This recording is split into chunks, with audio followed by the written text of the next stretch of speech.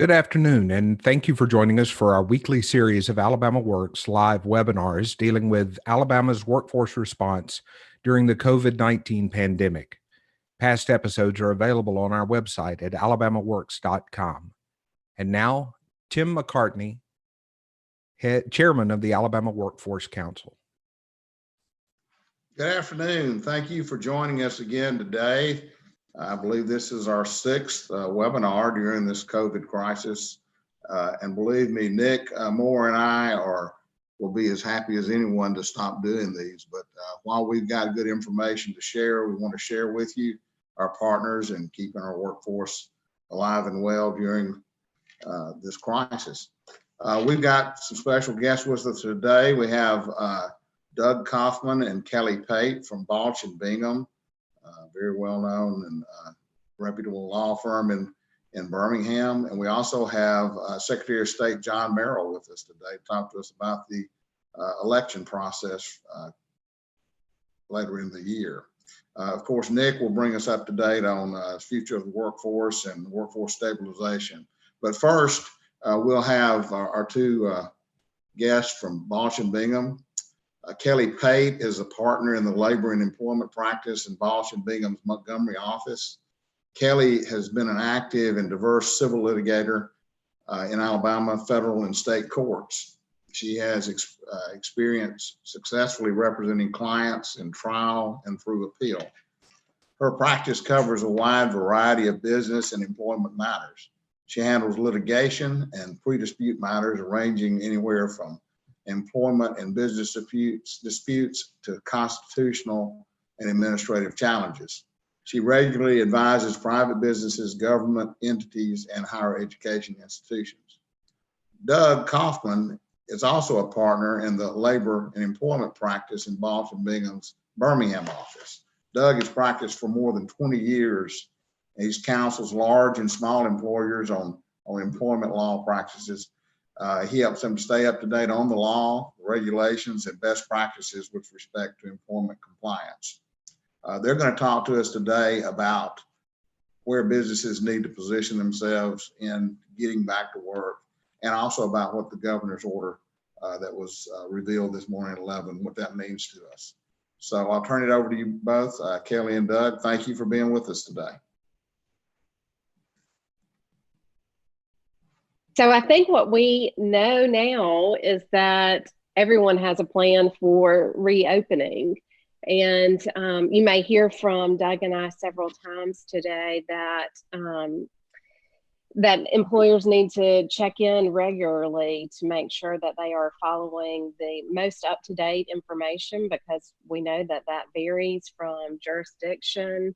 It varies by industry and other factors as well. So it'll be very important for our employers to ensure that they are aware of the most current information applicable to the places in which they are operating. So we thought we would begin this afternoon by talking about the newest plan that is applicable here in Alabama, with the governor's plan that was announced today for reopening, which of course becomes effective on April 30th at 5 p.m. And in that order, what we have been told there are several measures that employers are expected to follow. And those measures include continuing to avoid gatherings of 10 employees or more. Those orders continue the social distancing of maintaining 6 feet of separation between employees.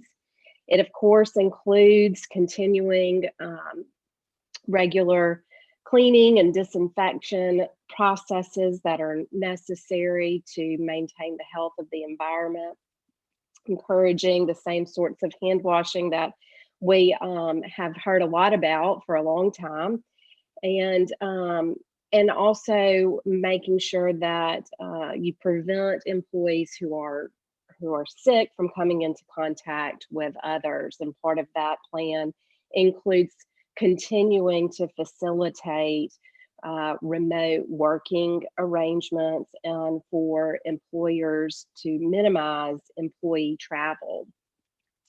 Individuals under the governor's order are encouraged to continue to stay home and continue their own good sanitation practices.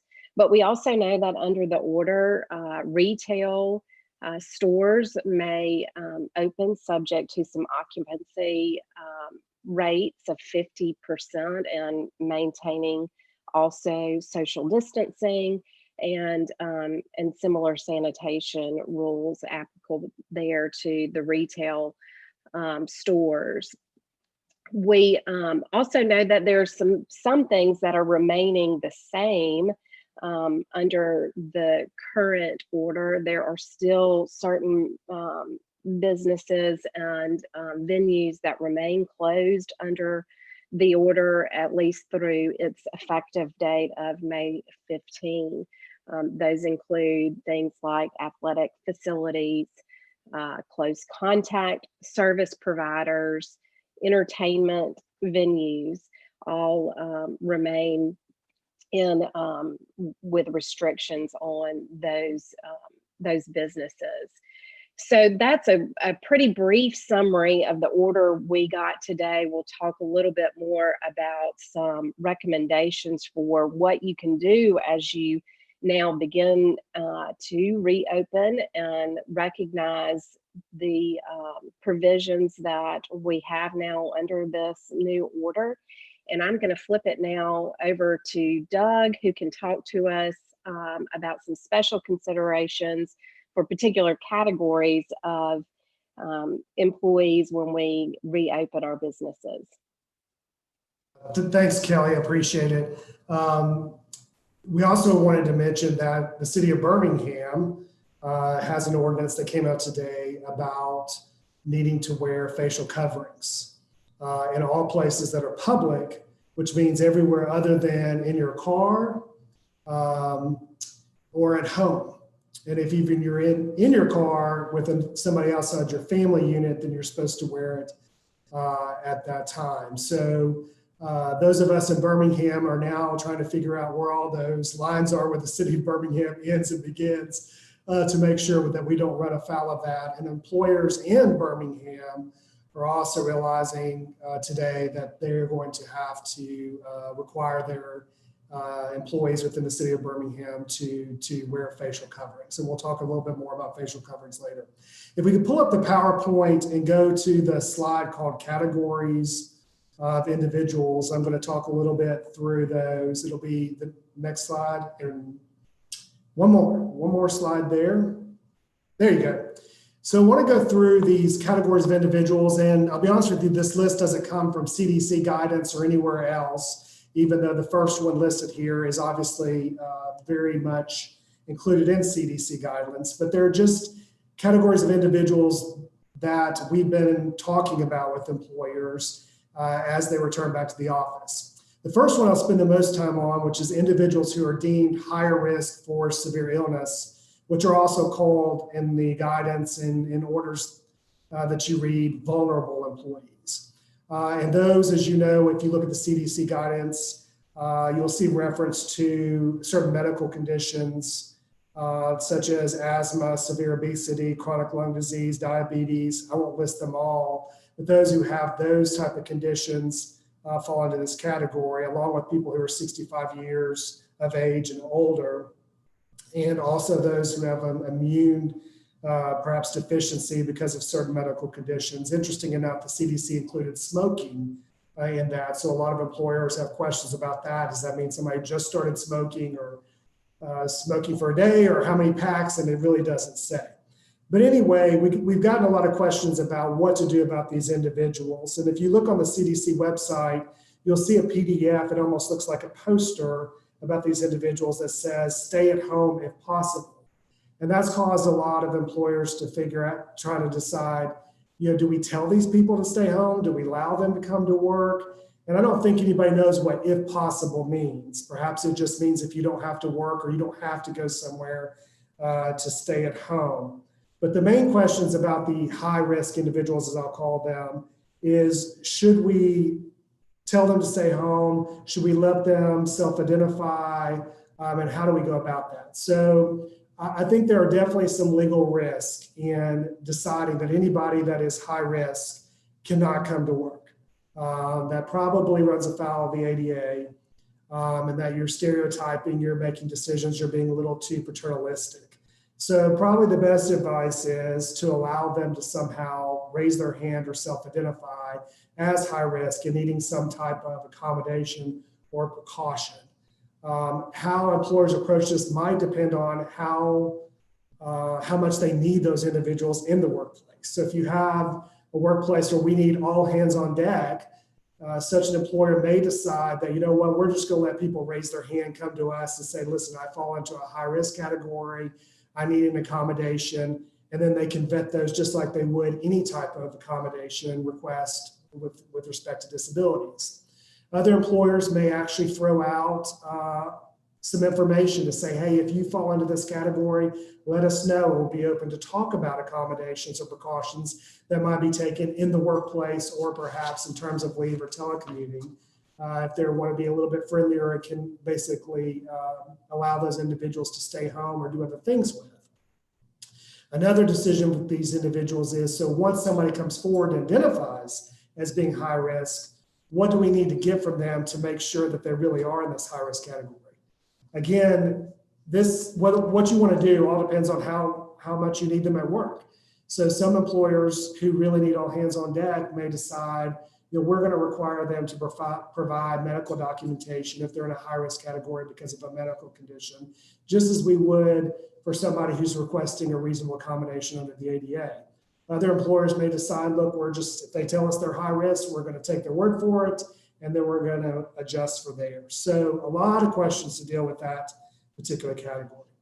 The next category are individuals who live with somebody that's higher risk for severe illness. Most employers I've talked to really aren't accommodating those individuals. So if someone comes forward and says, listen, I have a spouse who has diabetes and is at severe risk for severe injury if they can contract COVID-19, so I need to quarantine, I can't go out. Most employers that I've talked to are not really throwing those in the same category of accommodations. Of course, they'll allow them to telework if it's possible. If they can easily accommodate them, they'll do that. But most of them are not deciding to accommodate them, and certainly there's no legal obligation to that. The next one is individuals who are willing and able but have child or family care issues and they can't come to work. And this is just a practical issue because schools remain closed. We all know that summer camps are being canceled. All these plans that parents had for their children are just not going to be there. So you're going to have to think about what are we going to do about these individuals? Are we going to allow them to still telecommute, or are we going to require them to use their PTO? So you're going to have to think about those. Then the next category, individuals who are simply scared and don't want to return. So I've seen these with respect to employers who've continued operations, and despite the best precautions that are being taken by the employer, you're still going to have individuals to say, I'm too scared to come to work, or I think it's ridiculous that you're continuing to operate in these times. You're putting profit over people's health. You're going to have to decide as an employer, what are you going to do about those individuals? From a legal obligation standpoint, I would say unless it turns into a category of an anxiety disorder or something that falls into a disability under the ADA, there's not going to be an accommodation requirement. But practically, you need to think through, what are we going to do? We're going to tell those people, here are the precautions we're taking. And if you don't show up, you're going to fall under the consequences under our attendance policy or whatever that may be. Then there are individuals who live with someone who might be in an area such as healthcare, someone who has a nurse or a doctor as a spouse. You might get questions about, look, should we allow these people in? They're dealing with on the front lines of COVID-19. Aren't they a risk? Most employers that I've talked to have not extended requests to stay home or requiring people to stay home just because they have somebody in the healthcare industry living with them. But you're going to have to think through what you want to do as the employer. And last is individuals who live with someone exposed to COVID-19 or they themselves are positive for COVID-19. And obviously with those, we'll talk about medical clearance in order to bring those people back to work. You'll need process and procedures to figure out how we're going to deal with those in terms of the leave that we're going to give them and what are we going to require them before we allow them to come back in our workplace. We can skip to the next slide. And then the next big topic is screening prior to entering the workforce. So what are we going to do as an employer before we allow individuals to come back into the office? And these are the main issues that we have seen. One is testing. A lot of questions about testing. Now, prior to, I think it was April 23rd, I would have told you that the ADA prohibits employers from testing asymptomatic employees. You can't just go out there and test people who aren't exhibiting symptoms, and there's no reason to do that. But the EOC has some guidance, and it's actually called What You Should Know About COVID-19 and the ADA, the Rehabilitation Act, and other EO laws that you really should look at, and it's updated. And on the 23rd, the EOC came out and said, we will allow employers to test for COVID-19 their workforces before reentry, because it perhaps is a direct threat to the health and safety of others. One thing to realize about testing is that it is just for COVID-19. So if an employer is contemplating immunity testing, if the FDA approves it, that's still not permissible under the ADA. It's just to determine whether somebody has COVID-19. Now, putting aside the legal obligation, you have to think about the practical aspects of this. Because if you talk to the doctors, they're going to ask you, well, if you test on one day, are you going to test the next day or the next day? Because somebody certainly could be negative on one day, but then later become positive. And so are you going to repeat that over and over again? Can you afford to do that? Can you get your hands on enough tests? So a lot of employers are steering away from that. Temperature taking. So those employers who have continued on, let's say in critical industries, in manufacturing, plant environments, a lot of them have been taking temperatures. I have not seen that being thrown out there as options for, let's say, office settings, corporate offices, and things of that nature. Like with testing, the EOC has basically said that you can take individuals' temperatures. But if you do that, you're going to have to think through, again, the practical aspects of that. Who's going to take the temperatures? What protective equipment are they going to have and use? What type of record keeping are you going to use? And keep in mind that we now know that COVID-19 can exist in somebody for days, up to 2 days perhaps, and the individual may not have any symptoms, and they may not even run a temperature. So you have to think about the effectiveness. I think the medical professionals, I've heard them say different things. I've definitely heard my share of medical professionals say that temperature taking is more for show than it is effect. Others may disagree, but you need to think through that, what you want to do, and if you do it, how are you going to do it? The next one is self-screening, and I really like this self-screening option. Some employers are considering sending out documents, emails, having signs up that basically says, hey, employees, before you come in, you need to do your own self-screening. Are you exhibiting any symptoms of COVID-19, whether that be fever, 100.4 and above, whether it be coughing, whether it be sudden loss of taste and smell, shortness of breath, all those symptoms. And if you are, don't come to work and don't come in here. And these employers and businesses are also going to consider that in terms of having signs for the public. These employers are not going to be asking people to certify that they're not running symptoms. They're basically just going to have constant reminders to individuals, don't come in if you have COVID-19 symptoms. And one of the things to emphasize there is you want to ask the individual, are you experiencing symptoms that are unusual for you? So if somebody has allergies or they're coughing this time of year, that may not be a symptom of COVID-19. So is it unusual for you is really the question to be asking. But you can ask employees about their symptoms and ask them to certify that they don't have them. Again, the EOC has said that that is permissible right now to ask about symptoms in this pandemic world. I mentioned that before you enter signs, so a lot of employers are working on the signage, which Kelly's going to talk about a little bit later, other types of sign, but a lot of them are putting this self-screening notice on so that employees, as they walk in, that's the first thing they see. And then with medical clearance, we know through EOC guidance as well that you can require somebody who has been experiencing COVID-19 symptoms to provide medical clearance, a doctor's note, to basically say that they are fit to come into the workplace. They are fit for duty. That is permissible at this time. So you might want to consider that. Now, you probably have heard we don't want to burden the medical professionals at this time. I'm not sure if doctors are not able to provide those notes or not. I've seen them being provided. But you also might want to consider, if we're not going to require a doctor's note, are we going to allow a nurse practitioner, are we going to allow a clinic note to basically suffice to say this employee is clear and ready to return to the workforce? Okay, Kelly, I'm going to hand it back to you. If we can go to the next slide. Now, some precautions that employers might want to consider or should consider.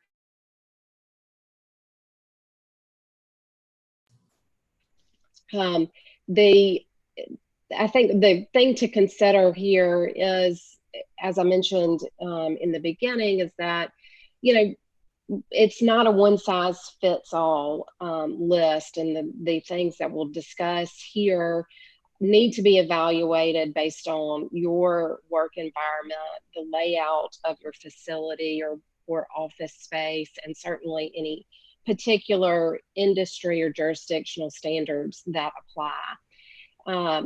As Doug mentioned, there may be some employees who are apprehensive about returning to work. So to the extent you can implement precautions, you may be able to address those concerns, not only to help protect the employees, but to also get them to be confident and have good morale in your workplace, which will ultimately help your productivity. And so there are good reasons to consider making sure you have some precautions in place. Of course, you're going to continue the CDC recommended hand washing protocols, social distancing, which we have from the CDC and also under our current Alabama order and the new order that came out today. And so those are important to continue, but some additional considerations that employers ought to also include as precautions to incorporate into your returning workplace are things that help you reduce the touch points and the exposure among employees. Things like elevator occupancy limitations, break room, restroom, and cafeteria limitations that might include not only the number of occupants in a particular space, but also the amount of time that employees might be permitted to stay in a break room or a cafeteria, for instance. Those will help you reduce the potential exposure and also hopefully help you to engender some confidence in the environment and encourage your employees to come to work and be productive. Additional touch point considerations that I think are worth considering are things like electronics, other equipment and objects in the workplace in your common areas.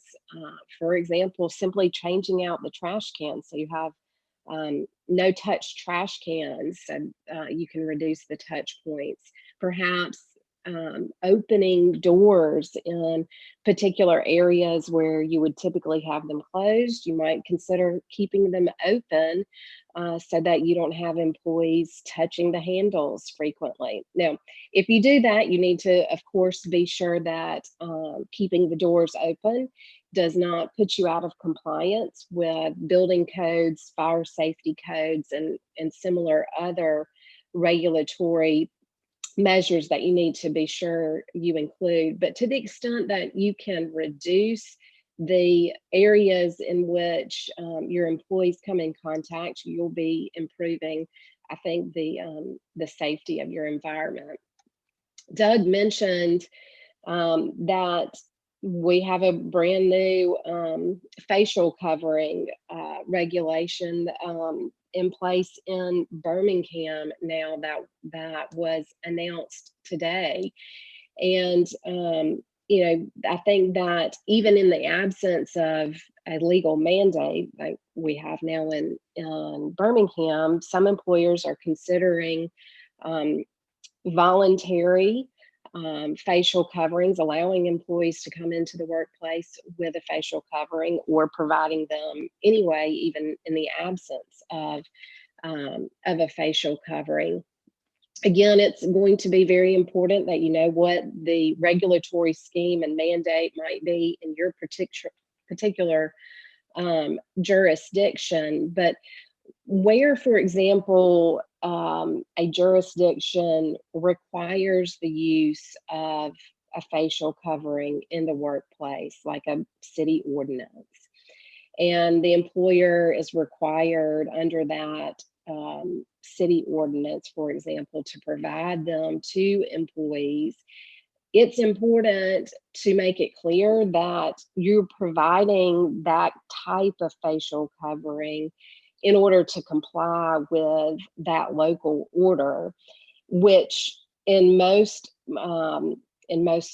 workplaces, again, depending on the industry, would distinguish that facial covering from traditional PPP, like a respirator that might be required for certain positions. So that will be an important communication for employers to make to ensure that employees understand the basis for providing the facial covering, what it is intended to comply with, and what it is not intended to be, and so that there's no confusion. When employers provide facial coverings in situations where, for example, it's voluntary, or where they allow employees to elect to wear a facial covering, I think it's important that you provide some guidelines for what a facial covering should be, how it should fit, and what it should look like. For example, the CDC has recommendations about what facial coverings should do in terms of fit, and the internet is full of trending do-it-yourself masks and other facial coverings. And so if you're going to allow your workforce to provide their own, it is important that you provide them with some recommendations and guidance to, for instance, at least follow the CDC guidance. Another important point for employers to consider if employees will be the ones providing their own facial covering is to make sure you remind employees that any dress code or similar provisions that you already have in your workplace will apply equally to facial coverings. If an employee were to come into the workplace with a bandana being used as a facial covering, and that bandana had an offensive message or image on it, and that violates your otherwise already applicable dress code, then the facial covering would be prohibited under your policy. And so it's a good thing to remind your employees that their do-it-yourself kind of facial covering still has some requirements, and they still have to comply with your otherwise applicable professional dress or other dress code policies in the workplace. One other point that I would mention while we're on the precautions of the workplace discussion is signage, as Doug mentioned, that can be really effective and important to help you communicate what the new workplace precautions will be, what the new expectations are, and serve as an important reminder to your workforce about what you're doing to keep the workplace safe. as you bring employees back, you might want to consider staggering schedules or break periods in order to help reduce the density of your work place population. And those are good and fine policies to consider, but I would encourage you to make sure that as you evaluate the need for staggering work schedules or adjustments in the number of hours an employee might work or the days of the week an employee might work, that you be sure to do so in a way that's consistent with the Fair Labor Standards Act to ensure that you are not changing work schedule that might make an exempt employee something other than that classification, and to also make sure that the adjustments that you might make still ensure you are able to capture and record accurately all time work so that you have a good record of what compensable time your employees are working so that your pay records are accurate. All right, let's move on then to the next slide. Okay, so policies to encourage and incentivize reporting, and what really we'll talk about here is what to do with symptomatic and positive instances.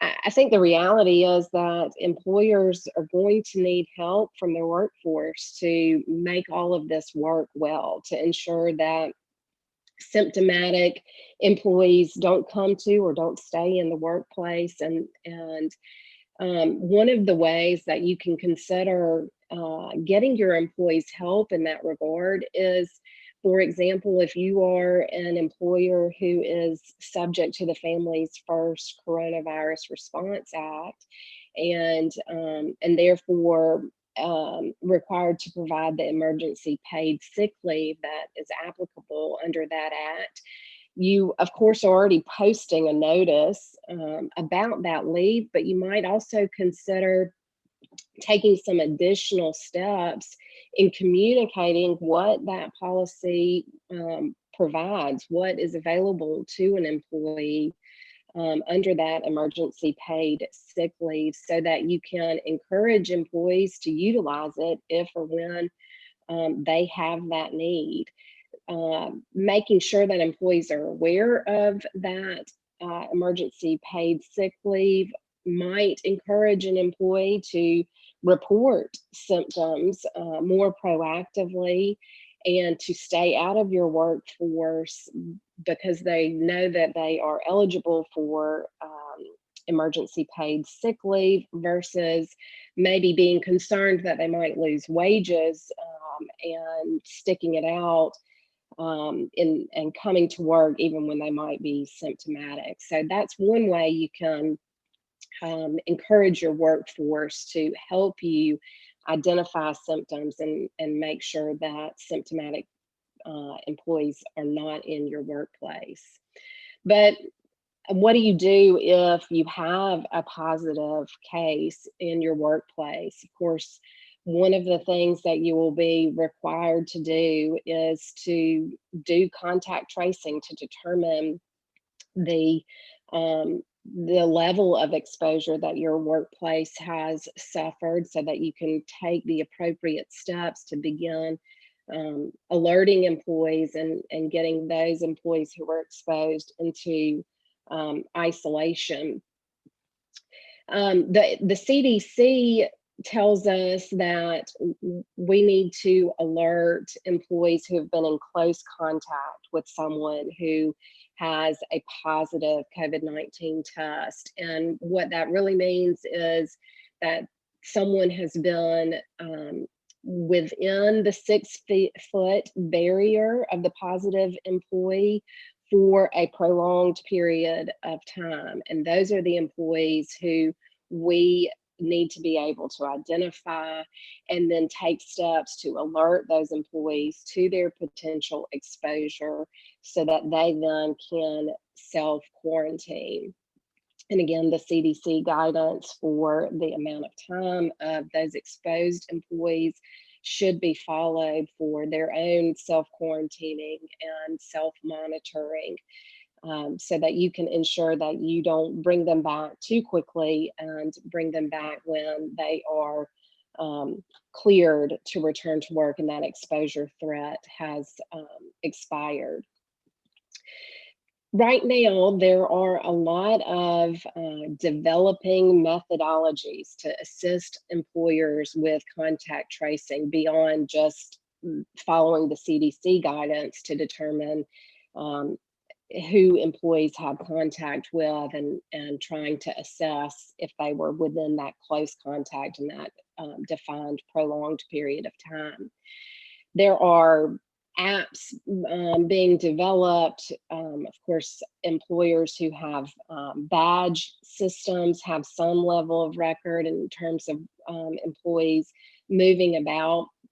I would just encourage you that as you begin to evaluate the different applications that are becoming available for purposes of contact tracing, that you consider whether it's going to be a voluntary application, that you consider whether the particular methodology yields you the kind of information that you need in terms of not just knowing where an employee may have moved about your facility, but how long they spent in a particular area. Consider, complications that an app might have and whether those would interfere with your ability to utilize that data. For example, can it be, disabled like your Find My Phone app can be, or other similar disabling or interference if it's on an employee's device, for example. And then also consider what you will do with the data. Just like Doug mentioned with respect to temperatures and what you will that you have to consider what you do with that medical information. I think it's important too to evaluate what you would do with information that you might collect from a contact tracing application or other methodology that you develop for your workplace. And consider the risk of having that data and not utilizing it and being criticized for not taking enough steps to adequately trace based on that information. So a lot of moving pieces to consider as the contact tracing piece of this continues to develop, but certainly very important for employers to take what steps are available to them to reasonably identify those with whom a positive employee has been in contact with, close contact with rather, for a prolonged period of time, excuse me, and be sure that those employees are alerted without identifying the positive case, the name of the positive employee, and allowing those individuals to self-quarantine. And of course, you've got to take prompt action to clean your facility after you become aware that that you have had an employee who has tested positive in your workplace. There, again, I would recommend that you follow the CDC guidance on cleaning the facility, the office space, whatever the workplace might look like. And again, the cleaning protocol that you implement will depend on what your workplace looks like, how it's laid out, and where that exposure occurred. But one thing to consider is that the CDC recommends that you wait 24 hours in many cases before beginning the cleaning process. And the disinfecting. So again, very important to consider what might apply to your particular work environment to ensure that you take adequate steps to clean and disinfect following a positive case. So I think that wraps up the information here. Doug, do you have anything further you'd like to add? No, in the sake of time, I think we should move on, and then Tim will be glad to answer any questions. For you. Well, now I'm unmuted. I was talking away and I was muted. I'm sorry about that. Chris has a couple of questions for you, if y'all wouldn't mind staying on and answering. We sure do. The first question is, what are the first steps an employer should take if it learns an employee who has been working on site has tested positive for COVID-19? Well, Yeah, so go ahead, Doug. okay, I'm sorry, Kelly. I was going to say, obviously, the first step would be the person would not be there, would be on leave, and you'd want to basically communicate what the return to work policy will be for medical clearance. But in terms of everybody else, Kelly talked about the contact tracing, and you're going to have to begin that. And one of probably the biggest issues we've been talking to employers about is how to protect the privacy of the person who has tested positive and not trying to use that person's name. This could be a little bit of a challenge.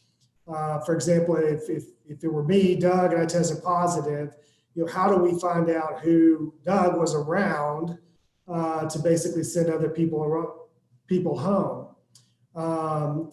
But a lot of employers are basically trying to ask supervisors to try to figure out who was around Doug, and then basically maybe getting a scope of possibilities and then asking questions about, were you ever in Doug's office, or were you ever in this location for a prolonged period of time, to do the best you can to figure out who has had that prolonged exposure to determine who to send home. I would say if there's just absolutely no way to determine who had close contact with the positive, you may have to use the name, but hopefully you would not have to. So that's the next step with that. Okay. Our next question is, what are the key legal issues as opposed to practical issues have you been discussing with your clients? Kelly, I'll be glad to answer that one too. Yeah, so I'll jump in with a couple and then you can fill in. Certainly a lot of leave questions, as I hit on a little bit about the emergency paid sick leave. That is a big issue for employers, trying to assess if they are subject to providing the leave, both the emergency paid sick leave and the expanded family medical leave. And being able to help employees get to work and be productive, but also managing when they have to be out. So a lot of leave questions. Doug? I'd agree with that. And then also the just privacy questions, as employers are trying to figure out how to keep medical information confidential. It's kind of a running joke with us L&E lawyers that the overuse of HIPAA. Everything's HIPAA when really it's not. A lot of employment records are not HIPAA because those type of records aren't being generated by a covered entity under HIPAA. But nevertheless, the ADA and the FMLA have confidentiality provisions that basically state that you must keep medical records confidential. There's not a lot of details to that, but separate from the personnel file. And the benchmark is to say they need to be disclosed only to those who have a need to know. So protecting privacy, whether that's through testing, temperature taking, contact tracing, or keeping a list of who's tested positive or has symptoms for COVID, has led to a lot of questions and advice. Okay, our last question. Should employers be nervous about potential lawsuits that may result from any COVID-19 infections that are alleged to have occurred in the workplace?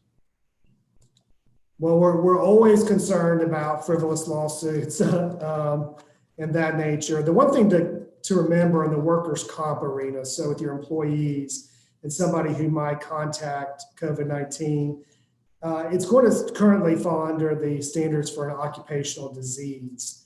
And the burden for an occupational disease for a plaintiff to establish, first they're going to have to show some proof that they got that the disease within the workplace, and that in order to show that, they're also going to show that their risk of exposure or ability to contract the disease is greater in the workplace than it is in the public in general, which is a little bit a difficult standard for plaintiffs to prove. So those rules are still applicable. And then remember too, with a large percentage of those who have contracted COVID-19, there are a good percentage of people who recover, a good percentage of those who don't, as we know now, may not have permanent lasting effects from it. So if you have full recovery, there's not going to be any benefits perhaps applicable under workers' comp other than the medical benefits. So keep that in mind too. I think a lot of employers or businesses are worried about third-party lawsuits from customers and things of that nature. And I think the best advice is to follow CDC and other governmental recommendations. I think if you follow those, then you have a really good defense that you aren't negligent or intentional or wanton or anything that raises a tort claim. Yeah, and I would just add one additional point on that and following the guidance, as Doug says. I think it's important for employers to be sure that they have a good record of what they did when, because as we've seen, the recommendations, the guidelines, the mandates change rapidly with respect to this pandemic. So I think it could become important to be able to demonstrate that you took particular action on a particular day, because at that time, this was the recommendation.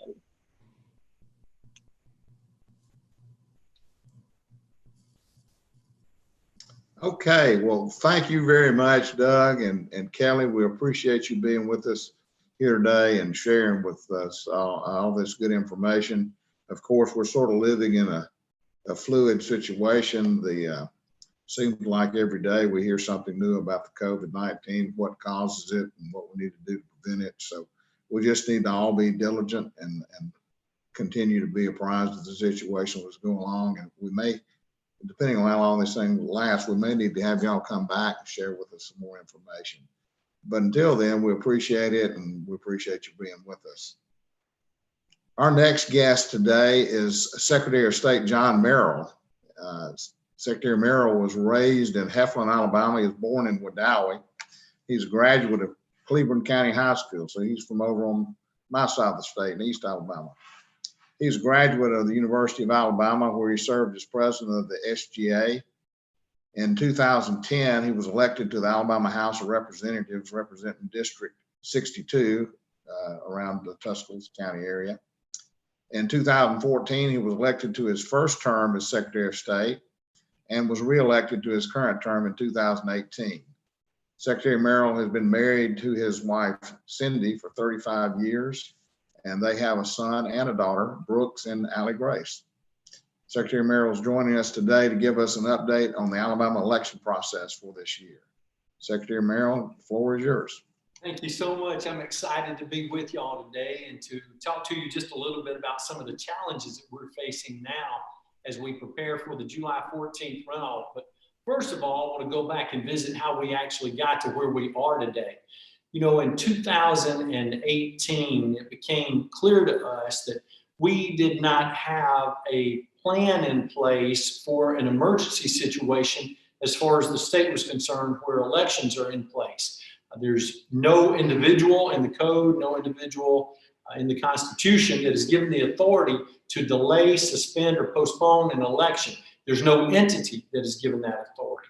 So in 2019, we brought legislation before the body and asked the members to consider this option so that we'd have this provision in place if it was ever necessary. Actually, I had a couple of members come to me last year and tell me that that was not necessary because we never had a situation in our 200 years where that had occurred, and it wasn't going to occur now. So why should we even consider doing it? Well, we see where we are today. Now, one of the things that became very clear back in middle of March was that we were going to have some issues related to the runoff that was scheduled for March 31st. In 2019, we passed legislation to suspend a 6-week runoff and reduce it to a 4-week runoff, something we were very excited about. We know a lot of candidates were excited about that. A lot of voters were excited about that. A lot of advertisers were not excited about that. But we were going to be able to reduce that time. Well, I had a conversation with the governor, had a conversation with the chief of staff, conversation with Attorney General Steve Marshall. And because we knew that this was a question, we knew there was something we had to give attention to. So we wrote General Marshall asking for an Attorney General's opinion that because the governor had declared a state of emergency, if because of that state of emergency in Title 31-9-1, did she have the ability to suspend or postpone or delay the runoff election? General Marshall agreed with us and said that that was an opportunity for the governor to exercise. And so when we put our presentation before her and asked her to consider delaying it, we gave her several options. The one that she chose to go with was to delay the runoff until July the 14th. Now, several people have asked, why are we delaying it to that particular time?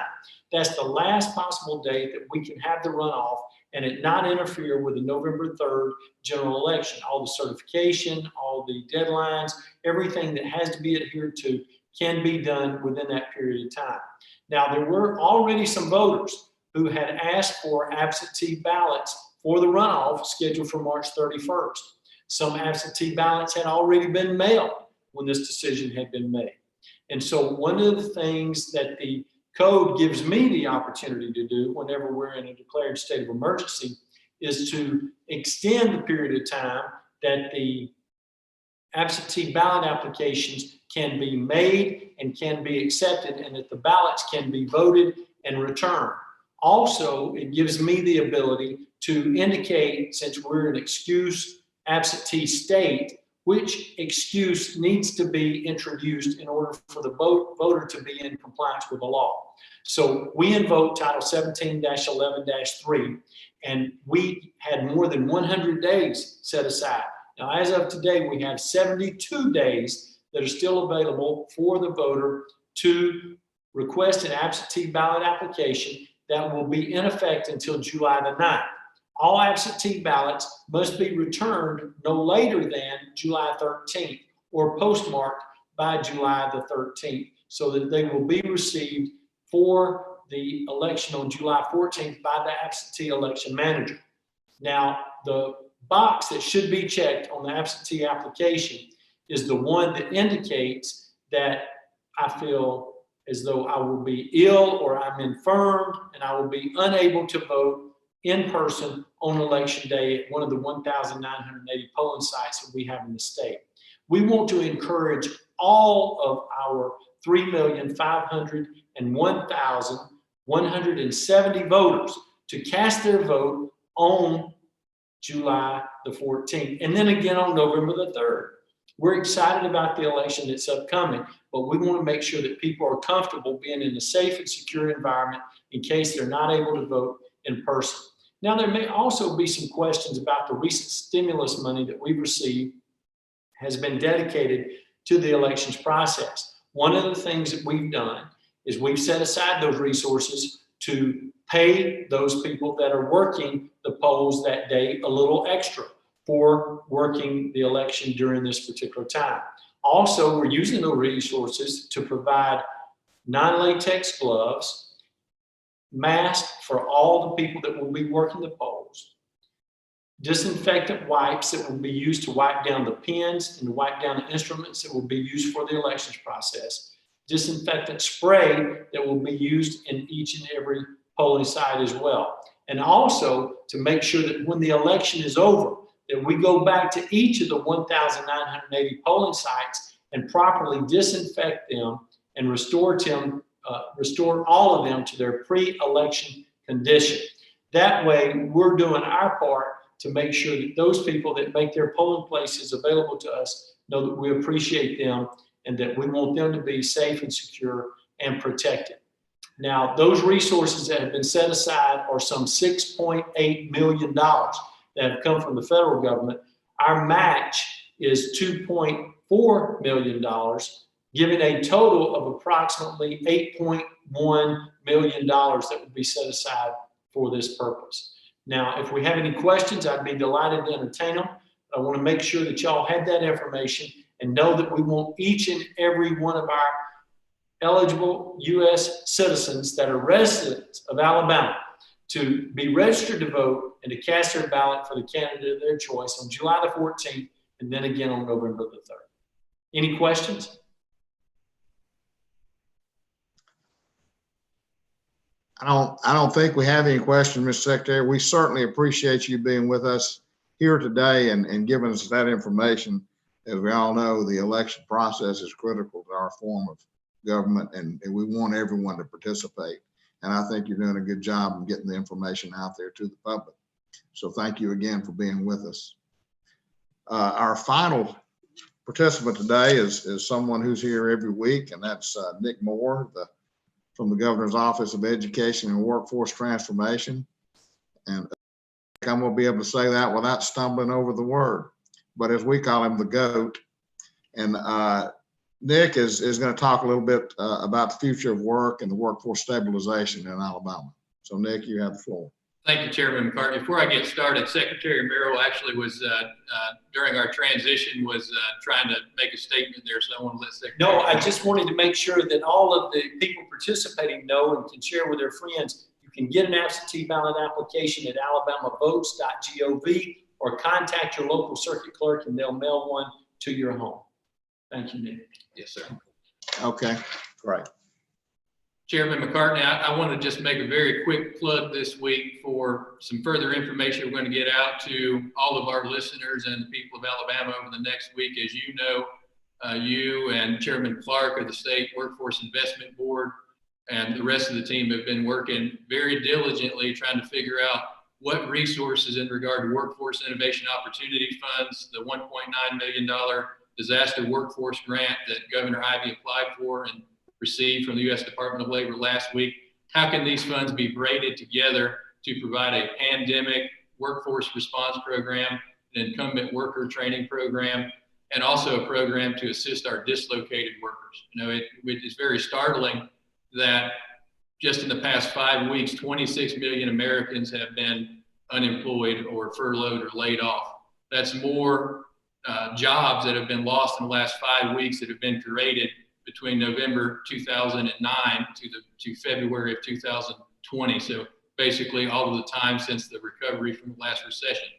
Now that means that we have a large task at hand to help those folks reskill and to get into jobs that are more resilient and that pay a family sustaining wage. So we're going to be looking at this from the perspective that many of the individuals who, when our economy was very hot, and we hope to get it back to that point very soon, they may have been working 2 or 3 jobs and didn't have the opportunity to stop and look at retraining or retooling into a career pathway that is going to allow them to earn industry credentials and advance along with progressive pay increases. So we're going to be looking, due to some of the work of our partners at the Federal Reserve Bank of Atlanta, we figured out through an economic stress testing which of our 3-digit NAICS codes and occupational classifications are most resilient and least resilient to COVID-19, and working with our regional workforce boards and community college system and public workforce system, we're going to work to get those folks connected with the training programs that they need to advance their skills, but also working with employers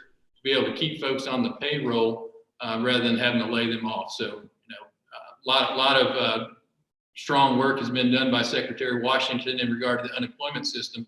But primarily, we want to help employees be able to keep their folks on the payroll and then at the same time train them so that when everything's going back to as it should, we have an agile workforce that is going to allow us to continue the economic development that we have enjoyed over this past several years. So thank you, Mr. Chairman, and further information will be coming out of that in the form of memo and other guidance in the coming weeks. Appreciate it. Thank you, Nick. Thanks for the update. It's always very enlightening, the information you bring us. Just want to say to everyone out there that we certainly, our job from the Workforce Council is we want to work with the businesses of this state and also our partners with the Department of Commerce, Department of Labor, the community colleges, the K through 12, DHR, basically every agency in the state. We're working to get our workers back to work, but we are working also to still, our goal is still to achieve the goal of creating 500,000 additional workers by the year 2025 with credentials certificates or degrees. We're going to move everybody up the ladder. That's the goal. We're looking at a different world now with the post-COVID. It's not going to be like it was back, back in January of this year. So it's a strange world for all of us, but we all need to work together. We all want to get Alabama's economy back going strong, and we want to help those that need help the most. But we also want to be even across the board. We've got to get the businesses back so we can get the people at home back to work. So we all look forward to having things back to as normal as we can get them. Again, I want to thank everybody today for participating. Kelly Pate and Doug Kaufman from Balch and Bingham, certainly Secretary of State Merrill, we appreciate the information. And I want to make a point to point out our AIDT team that keep this program going. They're all behind the scenes. We've got Sonia and Jeremy and Jill and Chris, and they're all keeping it going. And we're learning as we go every week how to put these webinars on. I think this is going to be something new to our future, learning to do a lot of these videos. But thanks for their help. And Secretary Merrill, I want to be sure we want to put that website that you mentioned on the AlabamaWorks.com, so to be as a reminder. So Jill, if you can make a note of that, let's put that website down so everybody will know where to get the information for the absentee ballots.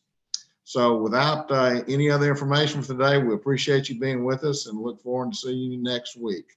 Everybody be safe.